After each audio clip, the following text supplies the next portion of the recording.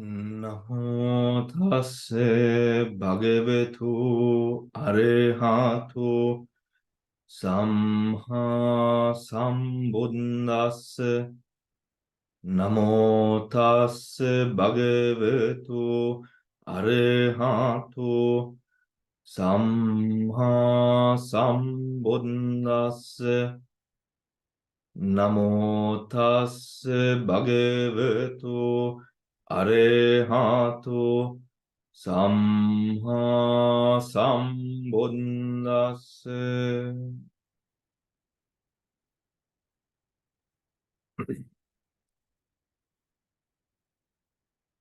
Good evening, everyone.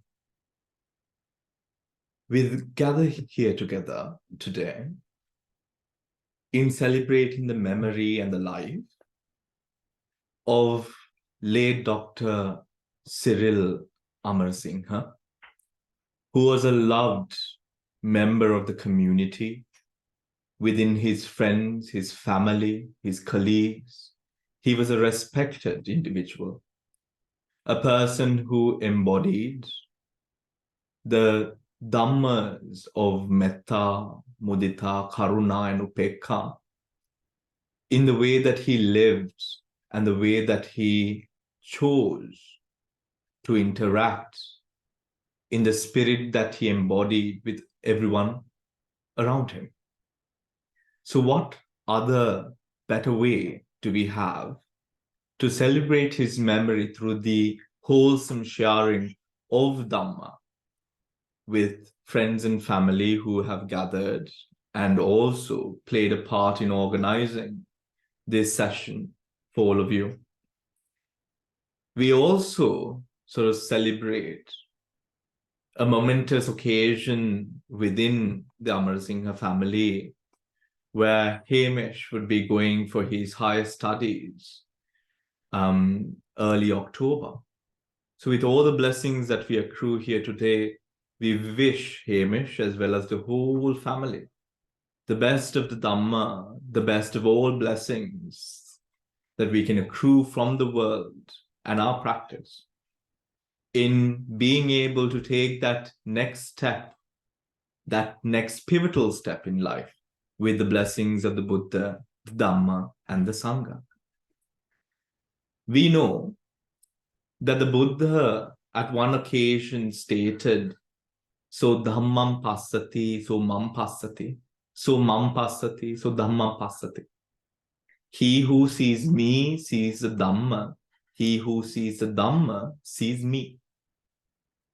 So initially in our practice, we find that within the practice of meditation, within the practice of vipassana, before the practice of vipassana, there is a practice called buddhanusati, which we all know about, right? Or might have even just heard about. Buddhanusati entails the practice of recollecting the aspects, the qualities of the Buddha through the Dhamma, right? How else do we know the Buddha, right? It is through the Dhamma that his magnificence, that his glory shines through. Now, initially, the Buddhanusati practice, or this recollection of the qualities of the Buddha, is done through a rosary. I know that some of us or most of us, we use a score counter, right? And day in and day out, we sort of count the aspects of the Buddha. Itibiso, Bhagava, Arahan, Samma, Sambuddho, Vijja, Charana, Sampanno, Sugato, Lokavitu, Anuttaro, Purisa, Dhamma, Sarathi, Sattha, Deva, Manusanang, Buddho, Bhagavati. These qualities of the Buddha. Now, as we use this recollection as a way of connecting to the essence of the Buddha and how he lived his life, right, and the glory that he shined through his teachings 2,600 odd years ago, when we use that practice as a stepping stone onto vipassana, samadhi, and then concentration, and then, of course, a core of the Buddhist practice being vipassana, we now see or begin to see a different, unparalleled depth of the Buddha's wisdom. How? We see it through our own practice. One who tames those who cannot be tamed, teacher of the three worlds, of humans and inhumans alike. When we look at our minds without the practice, we find that our minds are not tamed. We find that our minds goes through the strides of good and evil.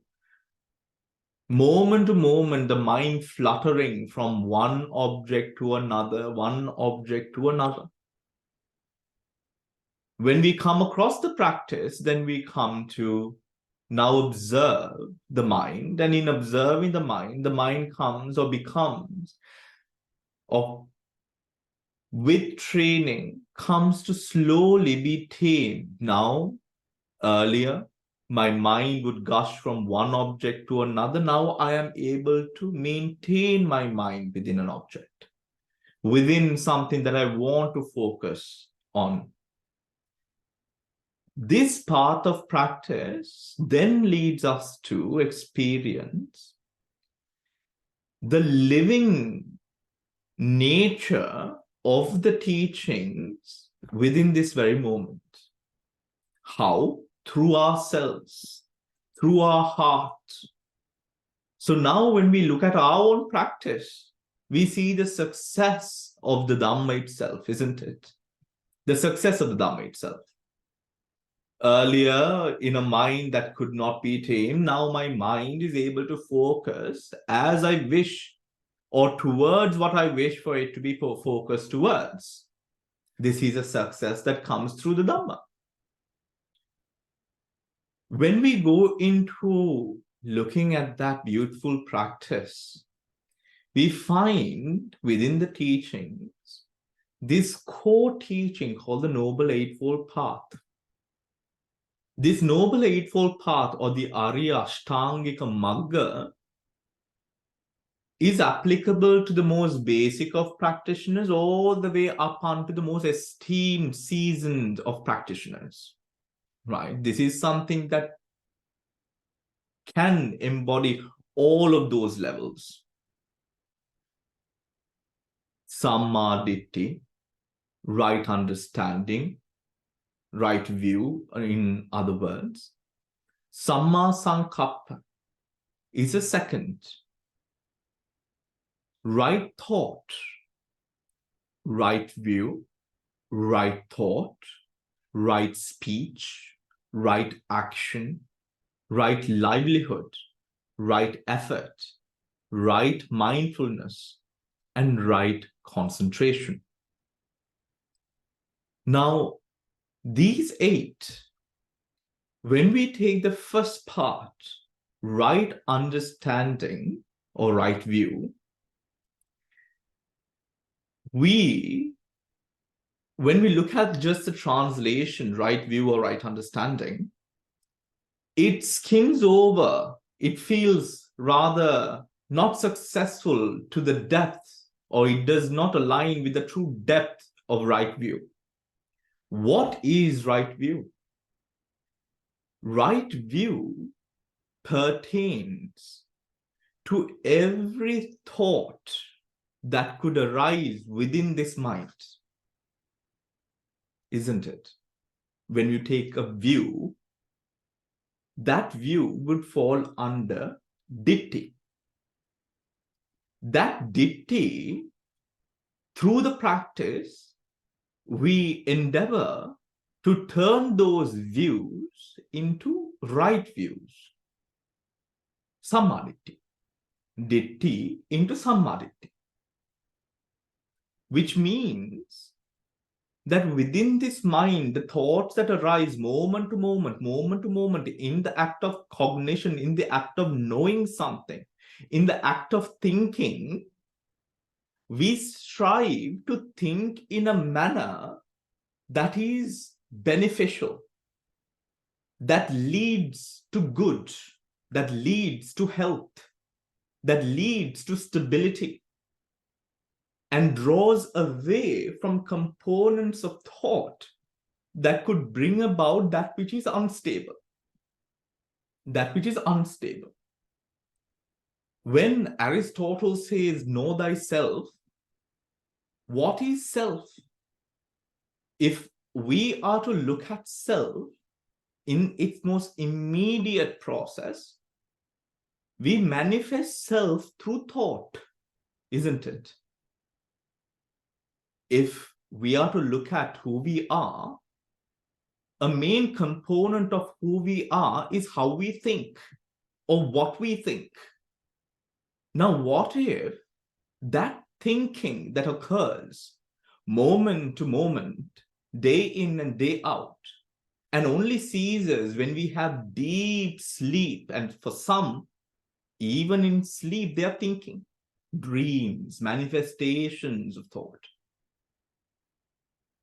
This view then is a first component that is spoken about in the Arya Ashtangika Magga, the Eightfold Path. Ditti, conversion of that thought, which could, within a mind that is not tamed, bring about instability to a person. We inhibit thoughts or train our mind to think in a manner that is beneficial. In a manner that is beneficial. Example. If we are to have a pessimistic opinion over certain issues, or maybe in our outlook, pessimistic, then all the thoughts that arise within the mind is going to aggravate emotions in line with that pessimistic negative energy. What if we are optimistic then? We are optimistic. Everything will be all right. Everything will come out all right. Then what happens? Then that optimistic thought can curtail the energy that is required, necessary, pivotal to the moment. Their striving must be made for change of thought, change of lifestyle, change of choices and decisions that are made. All of that is rooted in Samma Ditti, right view. If a practitioner or a person is able to now work on purifying, refining the way one thinks and looks to a more realistic sense, and has the ability to balance out that thought process with reality, because sometimes people look at reality and they just accept reality for all it is. But that is also not what the Buddha said. This is not a noun. This is an active process. It's not stagnant. It's an active process. Why is it an active process? Because the mind is always active. Views proliferate all the time. What we have to, through the practice, make sure is that those views are right, that those views are good, that those views that manifest in the mind are beneficial, is beneficial to the moment, and in line with what is happening in the moment. Right view.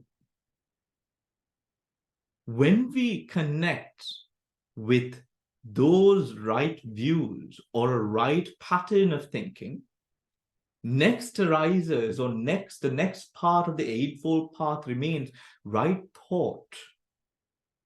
Now, right thought, what do you think, or how does this process of thinking actively work within you? work within you. The foundations laid by that Samma Ditti or right view enables thoughts in line with that stability, in line with that Samma Ditti or right view to arise moment to moment, moment to moment. Because one could have a right view, but confusing enough, we have a certain view, but we do not gain anything from that view. We put that view to work and allow that view to now condition the thoughts that arise moment to moment.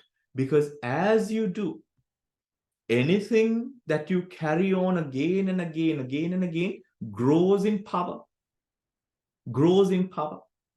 And as it grows in power, continues to refine itself like a cycle. You think about a certain thing over and over again, with actions, with the inhibitions of the moment, with causes and conditions that are unfolding right before you. We have to have a mind that rolls and learns from the moment, isn't it? If we have one specific view and we do not change that view over with our experiences, what happens to that view? That view becomes outdated. So we look at our circumstances with that right view and allow these thoughts to arise, taking object, but through that Samma aspect that brings stability, not in a manner that it breaks stability. Not in a manner that it breaks stability. Samma Ditti, Samma Sankappa, right thought. Again and again, everyone. Again and again, right thought. The third being right action, the right view that we hold in our life, and we choose to practice, choose to be, embody, now put into mental streams, mental thought again and again, again and again. A person cannot have one view of good, which is right, which is Samma, and then act out in body, speech, and mind in a different manner. The controlling aspect here, or the dominant aspect here, becomes that wisdom, or becomes that view. Is that view. That view that is always changing, but within its essence is always rooted in that which is right, that which is stable. With this arises right speech, the third, Samma Vacha, right speech. Now, right speech comes before Samma Kammanta, which is very interesting. Right speech comes before right action. The right action, Samma Kammanta, is the fourth aspect of the Eightfold Path, whereas right speech is the third. Why is this? There is a saying, isn't it, that we've heard, people will forget things that you've done, but they will never forget what you made them feel. How do you make people feel things? Through speech. Were you kind in your words? Were you truthful in your words? Were your words worthy of listening to? Your words, if you promise to do something, should you not then do it? Or would you not act in accordance with what you say that you will do? Samma Vacha. Samma Vacha has a predominant aspect in a role that it plays in the way that our life and the people around us are. But it also has an even more predominant way that your mind works. How? Just imagine. Internally, when you are communicating with yourself, the words and the way that you communicate with yourself could spur aggression. On the other side, it could bring about calm and bliss. If you are compassionate in the way that you speak to yourself, if you are compassionate in your understanding of yourself in that internal verbal dialogue, you see that things start to calm down, isn't it?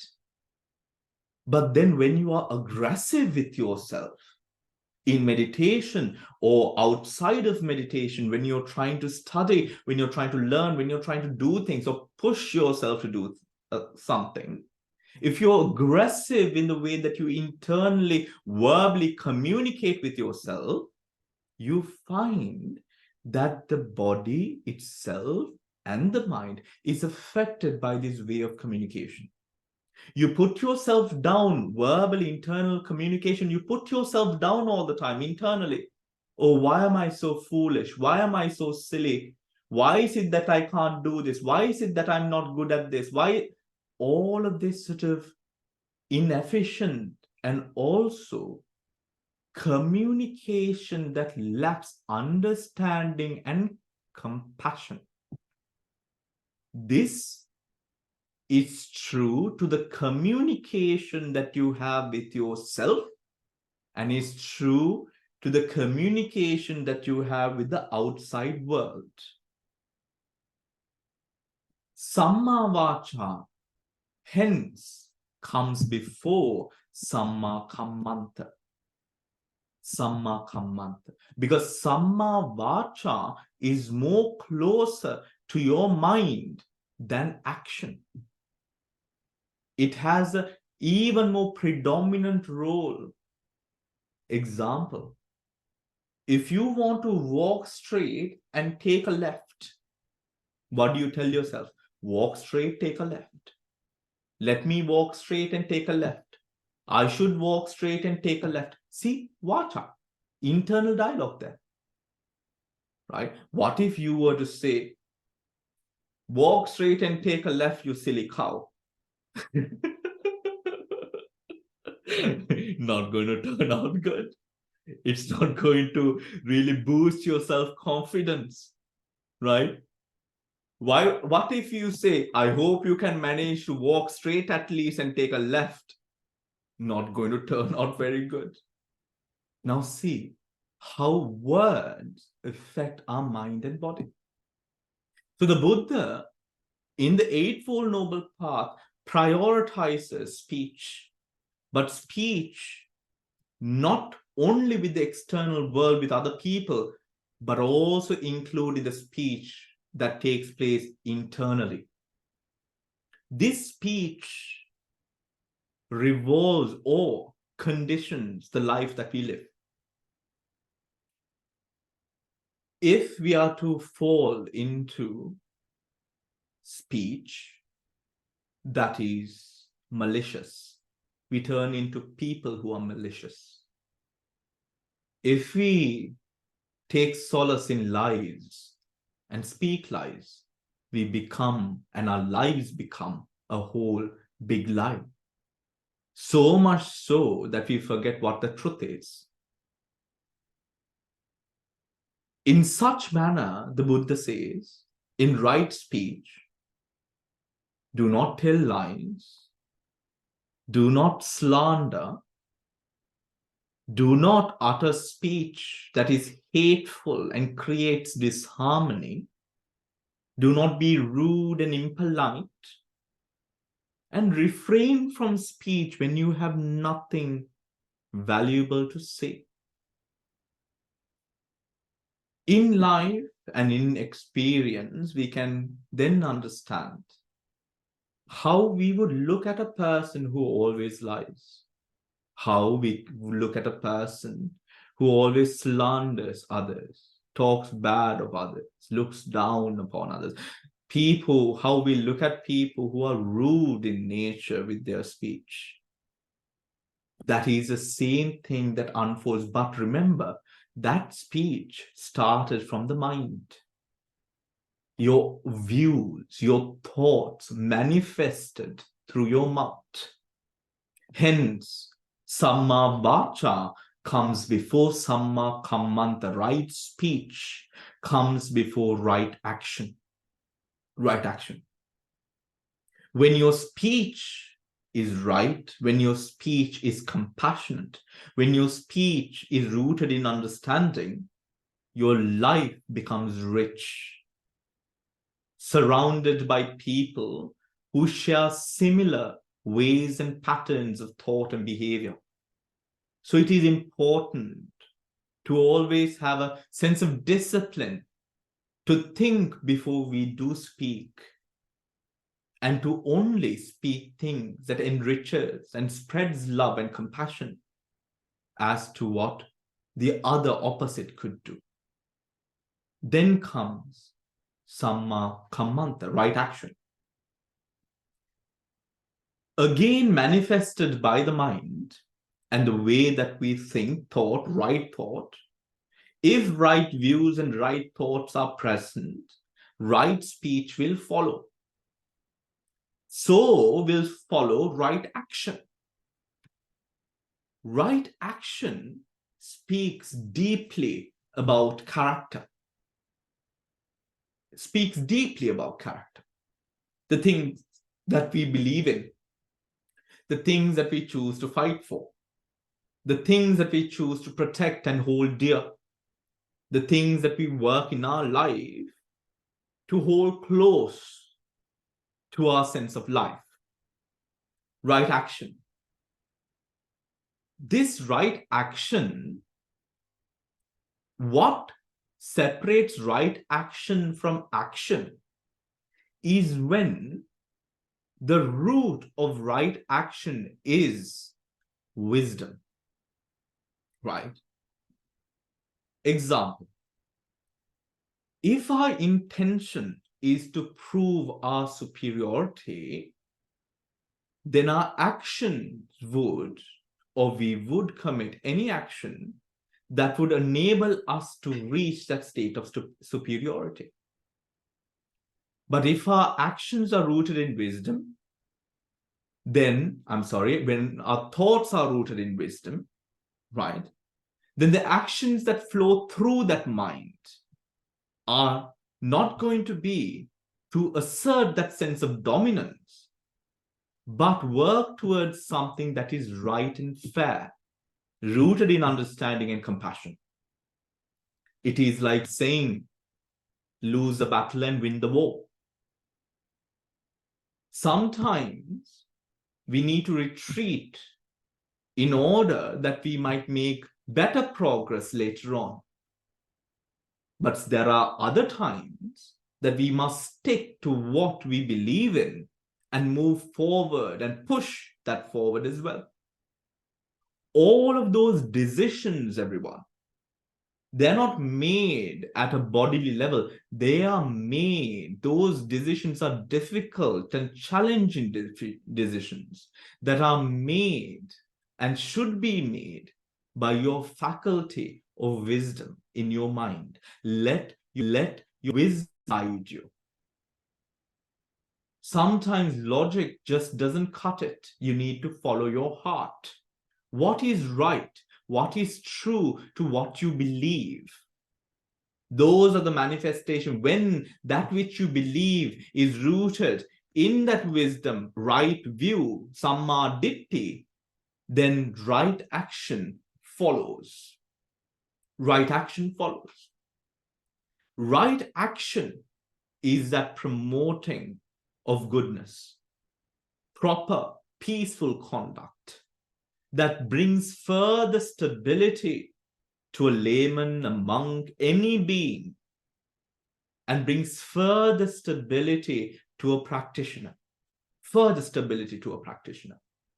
Where now, with right action, supported by right speech, now these are your domains of communication.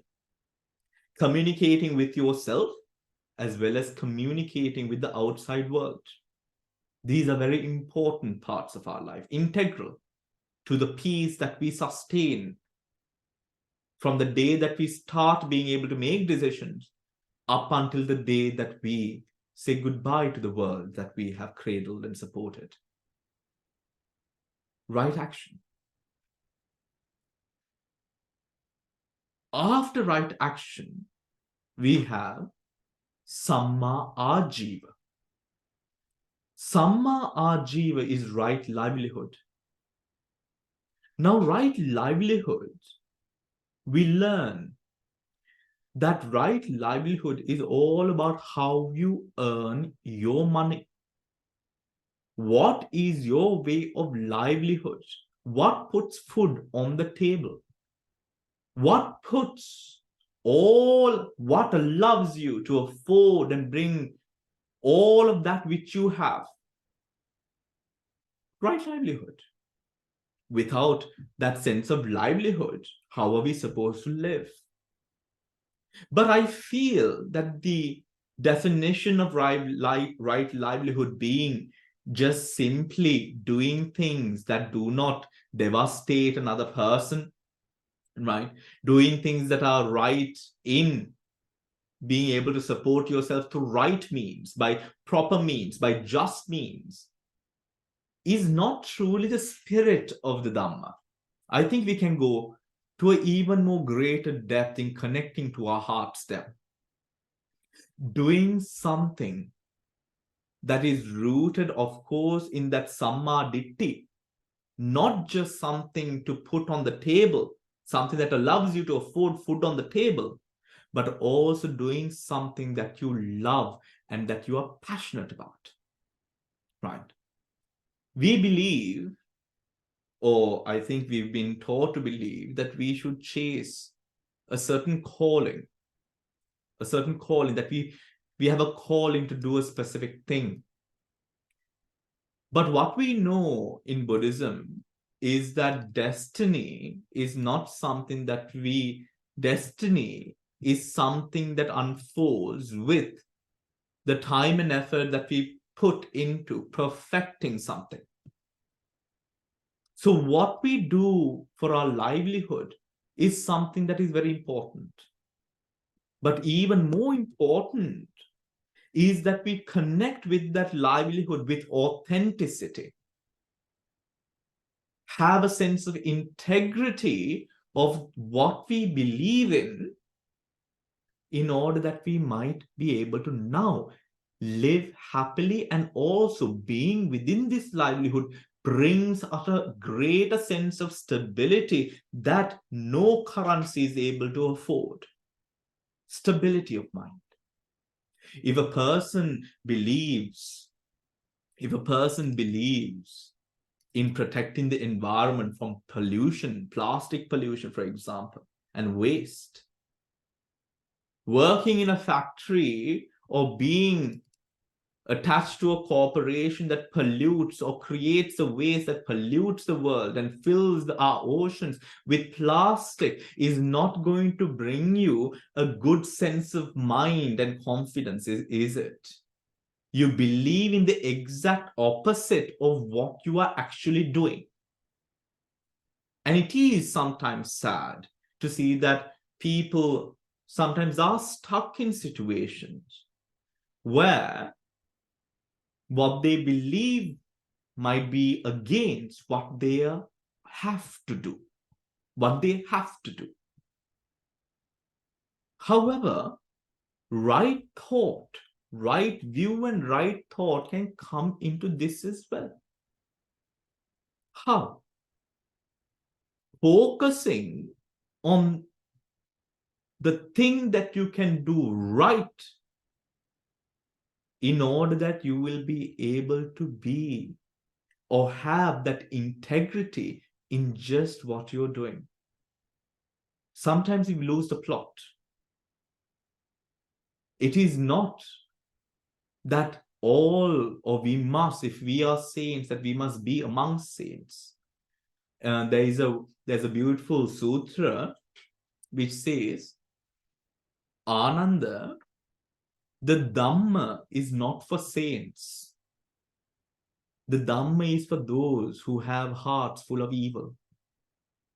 The Dhamma are not for those who just flourish in the Kusala. But the Dhamma is especially for those who live in the akusala. I mean, rightly so, isn't it? If we are saints, why would we need the Dhamma? We are all in the Dhamma because we have a vision or see an aspect within ourselves that is causing us a sense of grief and suffering. So there, this sense of right livelihood comes in the way that we choose to live that does not harm, but also positioned in a manner where it is rooted to what we believe in, integrity, authenticity, and far from harm, where our actions do not lead to that which is harmful for the world. Example, of course, our first precept is killing. But we know the Buddha at one point, when he met the person who was working in a slaughterhouse, his job was to kill animals for meat, right? What did the Buddha say to him? The Buddha did not say, leave your profession, because that's the only thing that the guy knew. But what the Buddha said was, with integrity, should you have your piety towards a practice, knowing your lifestyle and what you have to do, commit to the practice when you can. And through that practice, that person who was working in an abattoir, the slaughterman, he attained Nibbana. Just by focusing on that practice, connecting with integrity to that practice that he could. After Ajiva comes right effort. Now, at the position of right effort, Samma Vayama, we have a good understanding of ourselves, Samma Ditti, and the views that govern our life, through which we have these thoughts that arise aligned to those right, good views that bring about stability, further proliferating that good view, Samma Ditti, right view, through which now our actions through speech, body, and livelihood become purified and filtered, fine-tuned, where now every word that we utter is a word that is just, is a word that is true, is a word that does not or is not intended to bring harm. Every action that flows through the manifestation of our hands and legs is done in a manner against greed, hatred, delusion. We do not harm through our body and speech. Then our right livelihood is filtered through, where we connect with integrity to the lifestyle and the way that we choose to make a livelihood. Now we have right effort. What is now right effort? Is the constant fine-tuning and polishing of the above five. Samma Ditti, Samma Sankappa, Samma Vacha, Kammanta, Ajiva. The constant purifying. You see, you could do one thing at a time, but that one thing is going to lose its strength if it's not followed by another thing of a similar nature. If you do good yesterday and you do a good today, the good today is going to feed off the energy of the good yesterday from yesterday. If you continue to do that good and practice that which is good, that good within you is going to grow. And we need that growth, that progress, because we are not going to be 10 forever. We are going to be 12, 11 the next year, 12 the year later, 13, 14, 15, and that will continue up until we die, isn't it? Up until 80, 70, we constantly change. So this constant effort that we commit to fine-tune, polish, learn, progress is valiant, pivotal to the sustained growth and progress that we would like to see in the world around us. In the world around us. We never remain the same. We always change. That is why this Samma Vayama is so important. Yes, so we go through change. I know more about the world than I knew yesterday. But what am I going to? I will change with it. Change towards what? Change for the better. Samma Vayama. For that, the Buddha, of course, teaches us 4 ways of analyzing that right effort. The first, to prevent the unwholesome states of mind from arising, not allowing wrong to arise.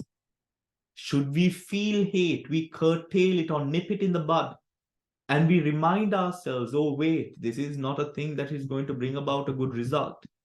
Hate begets hate, isn't it? The second,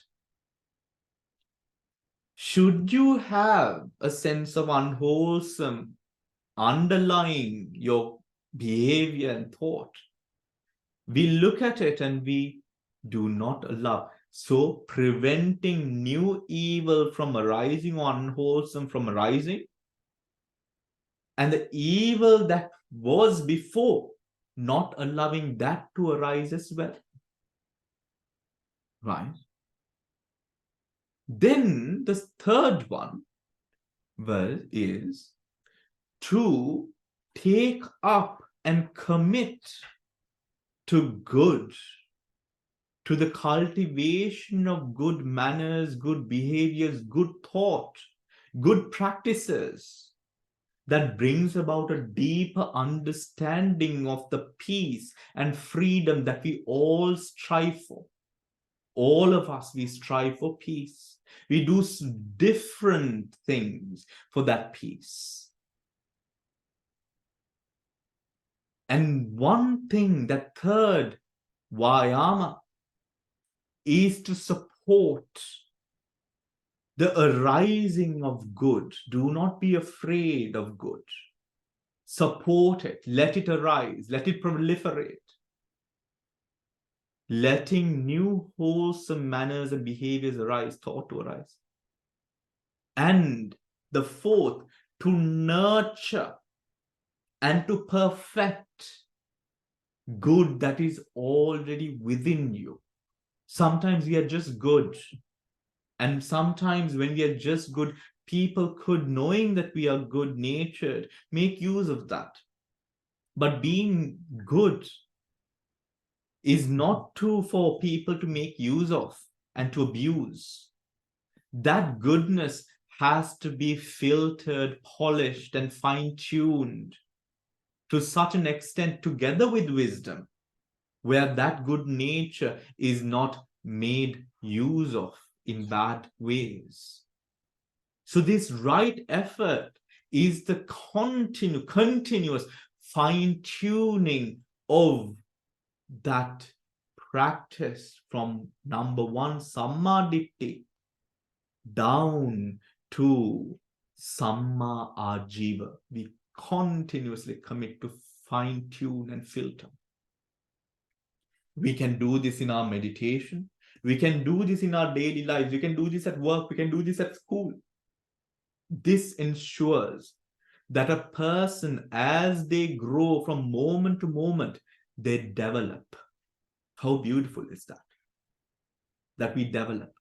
The Buddha never says anywhere to remain the same.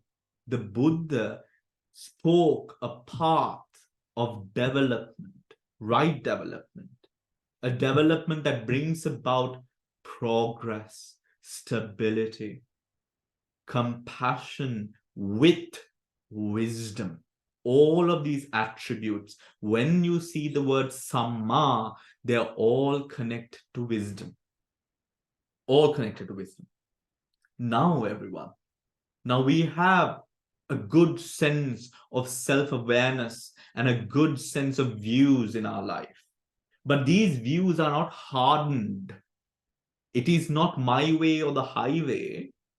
These are views that change every single day, and that's fine. Being like water, changing, that's fine. However, that change, because the chetana, the intention behind it, is rooted in that wisdom, that change occurs in a very progressive and beneficial manner. Through thoughts, through speech, through action, and of course the decisions that we make in our livelihood, now continuously purified and refined through samma vayama, right effort. Now when a mind of a person has all of these supports, there is nothing that burdens this person. Because why? This training has allowed this person to become centered upon the nature of the world and universe around us. The person is self-aware and is aware of the world around them. Through the knowing of their own minds, they understand and know, just as I feel anger, other people too feel anger. Just as there are times that I feel insecure and weak, there are times that other people too feel insecure and weak. Just as there are times that I, through that insecurity, act out, other people too act out in so similar ways. With a mind that is so not solid, but so flexible, yet so solid at the same time, solid and rooted in the good, the mind is able to sustain itself upon any environment that the mind is put to. Should you want to study, you can study. Should you want to do something, you can do something.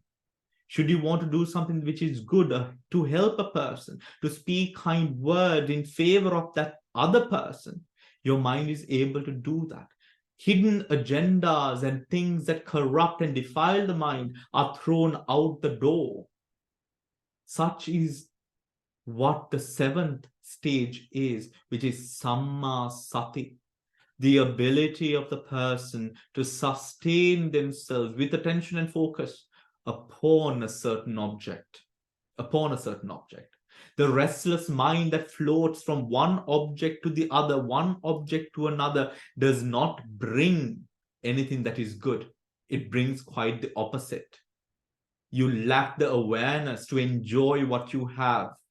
You draw energy from contentment and compassion and wisdom, not restlessness. Restlessness,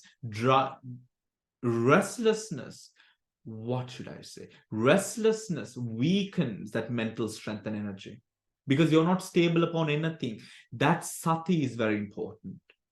When that sati is there, now this person's being has a sense of self-awareness, awareness of speech, actions, livelihood. Now, when the person closes their eyes and wants to go into a state of peace and calm, the mind unifies with that intention and comes into a place of peace and calm. Samma samadhi. Samma samadhi.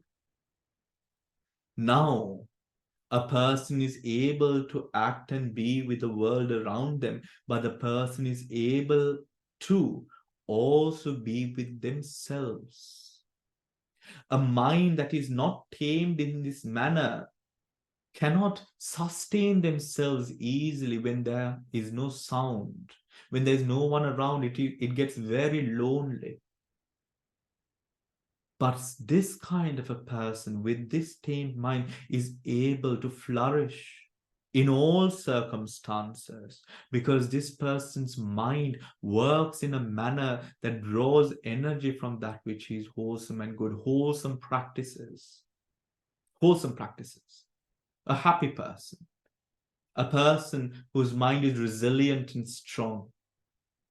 So within the depth of the Arya Ashtanga Magga lays a foundation for how we can cultivate strong habits and practices that leads to the experience of that peace that we all strive to usually achieve through the outside world, but slowly, with constant deliberation and the filtering and fine-tuning of our mind, we realize that that peace lies not in the outside world, but within this very present moment.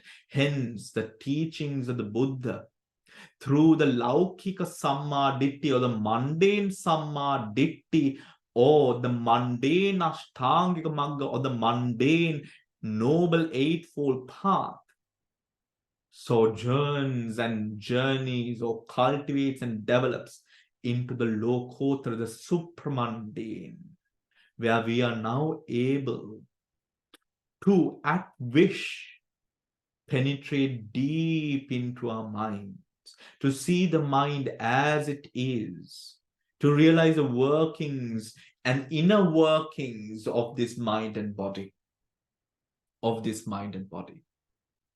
These are the teachings of the Buddha, who has taught us the pathway leading to that sense of peace in life that endeavors when there is a storm, endeavors when the skies are sunny and bright as well. For we understand that it cannot be sunny every single day. It will rain. There will be storms. However, because I know more, I know better than to cling on to just the sunny days, I am able to also go through and endeavor the storms that befalls my life as well, with strength and perseverance, rooted within this flame that is within this heart, this light that shines bright from within. So in that pursuit of peace, regardless of whatever age that we are at, we cradle and nurture that light within rather than expecting people around us to make our lives happier. We start shining bright through that practice. In the Noble Eightfold Path, this we can speak today. Of course, we've spoken at a level that would be appropriate for this occasion, but we know we can go even far more deeper in the Noble Eightfold Path than this as well. However, we must all start somewhere. And you can never go wrong, even in our meditation practice, to act as foundations for our deeper insights. We must always recurrently look at the Noble Eightfold Path and see the manifestation of that path within this very present moment. So let us make determinations as we recollect the aspects of the Noble Eightfold Path: Samma Ditti, Samma Sankappa, Samma Vacha Kammanta Ajiva, Vayama Samma Sati Samma Samadhi. May these manifestations be adopted within ourselves in the core of our minds.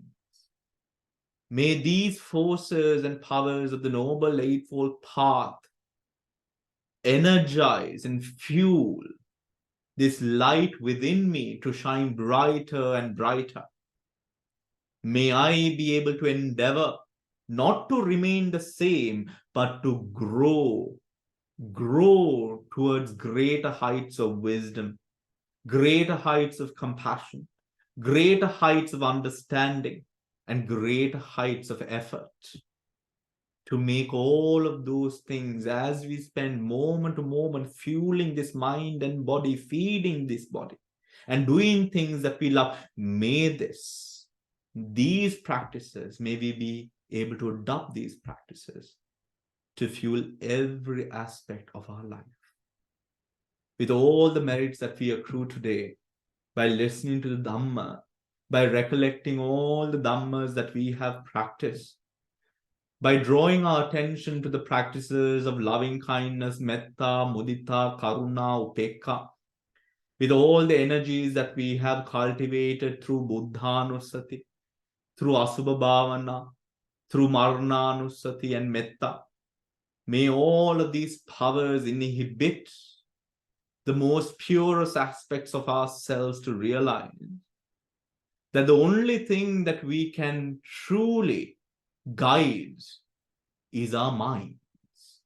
And may we be able, or may all this Dhamma inspire us to guide our minds in a direction that is rooted in stability of wisdom in the beginning, the middle, and the end.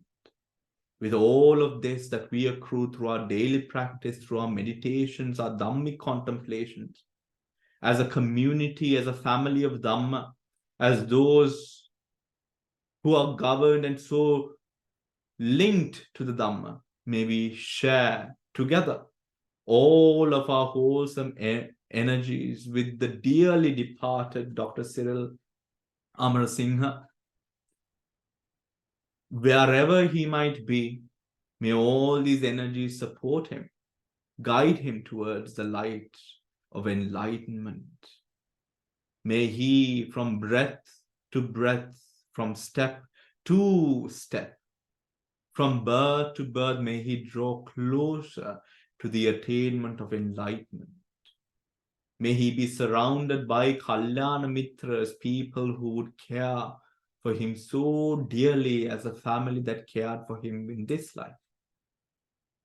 And just so, may we share all these merits within all of our Kalyanamitra's, all of us who would one day also have to experience the same, saying goodbye to all that we know in this life and endeavor upon a journey in the next.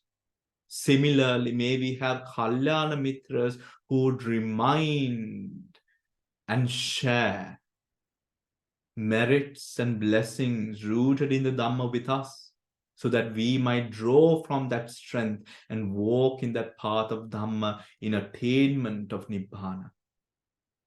May we also share these merits with Hamish, to bless him in this next pivotal step that he would take in becoming an adult, going into university. May all these blessings that we collectively accrue bless him and guide him, be a strength to him, that when it comes to making those decisions, may he have the strength, however sometimes difficult it might be, to choose that which is right and to put away that which is wrong. With all of these merits, may all of you be well and happy. Idam me jnati nang hotu sukhita hontu jnateyo. Idam me jnati nang hotu sukhita hontu jnateyo. Idam me jnati nang hotu sukhita hontu jnateyo. Sadhu, sadhu, sadhu. Thank you everyone for joining in for today's session. And may you all be well and happy. And I hope that this Dhamma inspires all of you to progress and continue in your practice today and for the time leading on. Take care and have a wonderful rest of the evening. Theron Sarnai. Thank you, Bante. Thank you.